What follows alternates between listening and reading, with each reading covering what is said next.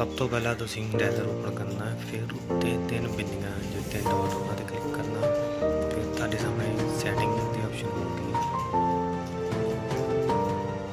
तुसीं सैटिंग ते ओके करना। सैटिंग ते ओके करन तो बाद तुसीं वेखना कॉल रिकॉर्डिंग, उस ते क्लिक करके तुसीं सब तो नीचे जाके देखिओ, सब तो नीचे वाली ऑप्शन प्ले ऑडियो, इस नूं ऑन कर दिओ। जिहड़ी तुहाडी कॉल रिकॉर्डिंग ते कोई कंप्यूटर कोल आंदा है, उस तो वाला ऑप्शन है, तुसीं अपना नंबर सिलेक्ट कर सकते हो।